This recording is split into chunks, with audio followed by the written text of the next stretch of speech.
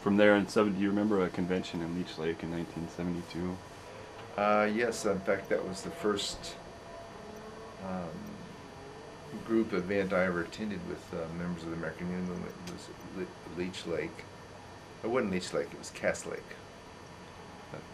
That's in Leech Lake. Yeah. Well, okay, well, I'm new to the area. So, anyway, I didn't understand the complete agenda there, but I understood that the state had encroached on their hunting and fishing rights, and no one was listening. And so members of the American Indian Movement blockaded the reservation, and which brought about negotiations to where the tribe had some leverage in those negotiations, and it brought about an outcome that they were comfortable with, which they didn't have before. Mm-hmm.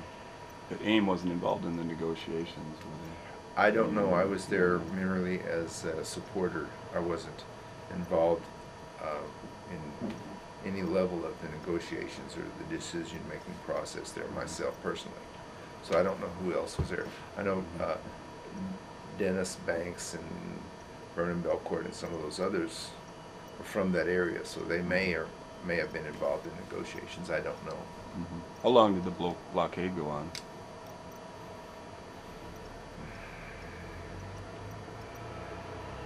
A couple of days. Mm-hmm. The effect of it was immediate.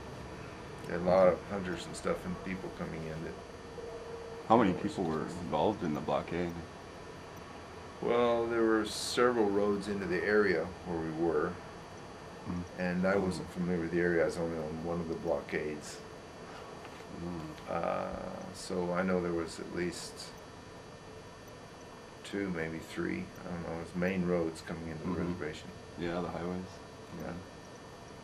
I was new up there. I didn't know where it was at. Yeah. So how were the hunters responding? Were they pretty angry? They were surprised, and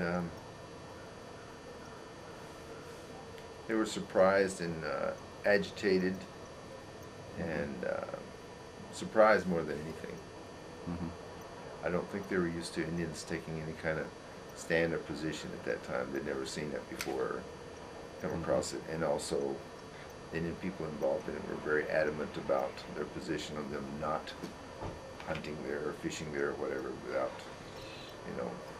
some negotiation taking place with the tribe and the state. Mm-hmm.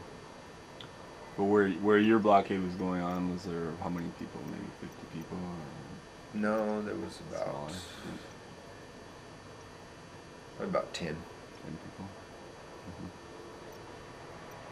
And was there any contact with law enforcement? Not while I was there. They didn't attempt to remove you from the blockade? Not while I was there. Mm-hmm. Did you hear anything about that? I know there was a huge law enforcement presence at some point anyway after that. Yeah, I heard about some stuff like that, but I never saw it. Mm-hmm. Did you have any interaction with local people? I met a lot of local people there at the gathering. It was it was kind of like a hunting lodge area where we were at, or a resort. A lot of houses and buildings and group kitchen and stuff there. I wasn't familiar with that area. I've never been there before and haven't been there since. Mm-hmm. But there were AIM people from all over, but most of them were from Minneapolis and the reservation itself. Mm-hmm. Were they armed? Yes. Mm-hmm. Did you notice that there was... You don't want to blockade a bunch of hunters that are carrying rifles. Yeah. That's what I was wondering. Was there there was no violence or threat of violence in the blockade that you participated in? Well, there was no threat of violence, but from our position, we were prepared to deal with it if it should come about. But there was no threat of violence. It was same as if a policeman was out there, you know, doing the same thing. Mhm. The Indian people felt they had a right to make decisions in their own land and their own place regarding non-Indians, Mhm. you know, encroachment or trespassing, and that's what they did. You Mhm. know, I mean, the roadblock was set up in somewhat of a military fashion. The people that were stopped were treated with respect, but Mhm. informed that they couldn't come there that day, that until some agreements were made. Mhm. So it was aimed at forcing negotiations more than controlling access to the reservation.